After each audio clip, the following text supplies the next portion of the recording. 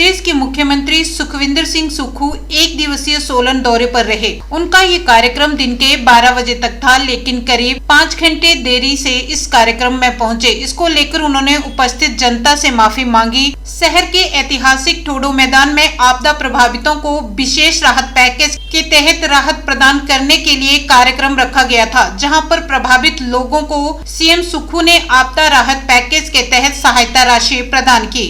मुख्यमंत्री सुखविंदर सिंह सुक्खू ने इसके साथ ही मेधावी छात्रों को लैपटॉप वितरित किए और मुख्यमंत्री सुखाश्रय योजना के लाभार्थियों को पात्रता प्रमाण पत्र भी प्रदान किए गए। सुबह 10 बजे से ही बच्चे और लोग मुख्यमंत्री का इंतजार कर रहे थे, लेकिन दिल्ली दौरे पर रहने के कारण मुख्यमंत्री इस कार्यक्रम में देरी से पहुंचे। सीएम सुक्खू ने कहा कि इस बार की आपदा से हिमाचल प्रदेश में करोड़ों रुपए का नुकसान देखने को मिला है, लेकिन सरकार ने इससे निपटने के लिए हर संभव प्रयास किए हैं और केंद्र से सहायता राशि न मिलने पर भी प्रदेश सरकार ने अपना राहत पैकेज बनाया है और इसके तहत लोगों को राहत राशि दी जा रही है। वहीं नियमों को परिवर्तित कर सरकार ने राहत राशि को भी बढ़ाया है।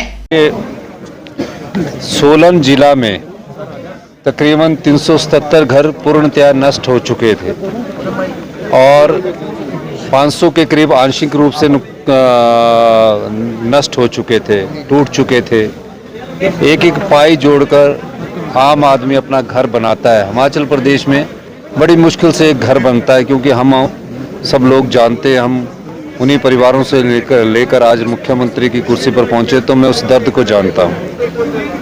अब हमारे पास आर्थिक तंगी थी, आर्थिक बदहाली थी, आपने मुझसे सवाल किया, लेकिन मेरे पास एक तरफ पूरे प्रदेश में आपदा के कारण जो लोग बेघर हो गए थे, जिनके घर आंशिक रूप से टूट गए थे, ऐसे 16,000 परिवार की मदद करने का कि मेरे मन में एक इच्छा थी, मैं जानता हूं। और उस इच्छा को पूरा करने के लिए, सड़कों को दुरुस्त करने के लिए, सिंचाई की योजनाओं को दुरुस्त करने के लिए, बिजली की योजनाओं को दुरुस्त करने के लिए हमने बजट की कई योजनाओं पर कट लगाया और 4500 करोड़ रुपए का ये स्पेशल पैकेज उन आपदा प्रभावित परिवारों के लिए, सड़कों के लिए, पुलों के लिए, सिंचाई के लिए, पेयजल के लिए, बिजली के लिए हमने घोषित किया। और मुझे खुशी है कि इस दिशा में आज सोलन जिला में आपदा प्रभावित परिवारों को पहली किस्त जारी हो चुकी है और तकरीबन जो 8,000 परिवार जिनके पशु भी इस आपदा के कारण मर चुके थे या आपदा का शिकार हुए, उन सबको भी हम राहत दी है। फसल नष्ट होने पर भी हमने राहत दी है। इससे बड़ी खुशी क्या होगी कि हम 7 लाख रुपया तो कैश के रूप में दे रहे हैं, चेक के रूप में दे रहे हैं, बाकी 3 लाख की जो सीमेंट की बोरी आएगी 280 रुपये के रेट के हिसाब से, पानी का कनेक्शन, बिजली का कनेक्शन और हमारा 2 बिस्वा जमीन, ये सब हम उपलब्ध करवा रहे हैं।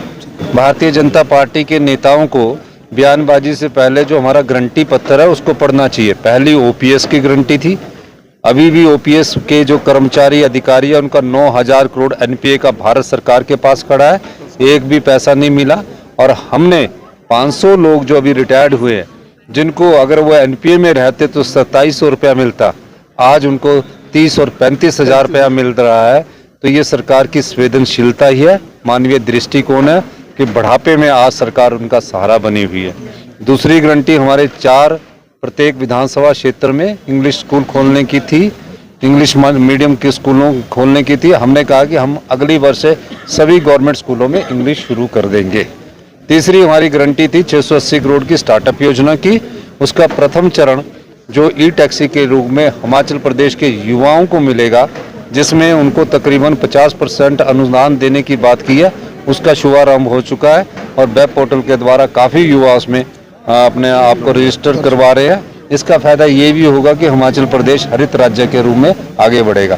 तो 11 महीने में 3 गारंटियां पूरी कर दी। भारतीय जनता पार्टी को पूछना चाहिए, आपदा प्रभावित समय जब आपदा हिमाचल प्रदेश में आई, आपके विधायक क्या कर रहे थे, आपके सांसद क्या कर रहे थे, आपके सांसद क्या गृह मंत्री के पास जाकर तकरीबन राहत तो मांग सकते थे? एक भी सांसद की मुझे फोटो गृह मंत्री और प्रधानमंत्री से, जब हिमाचल प्रदेश में इतिहास की सबसे बड़ी आपदा आई है, एक भी पत्र मुझे बता दीजिए कि वो जाकर उनके लिए खड़े हुए। सिर्फ वोटों और राजनीतिक रोटियां सेकने के लिए ये लोग राजनीति करते हैं। मैं ये भी कहना चाहता हूँ कि हिमाचल प्रदेश हिमाचल की गरीब और आम जनता के लिए खड़ी है। आने वाले समय में आप देखिए इनके लिए कई योजनाएं लेके आएंगे और सारी गारंटियां हिमाचल प्रदेश अपनी 5 साल के कार्यकाल में पूर्ण करेगा।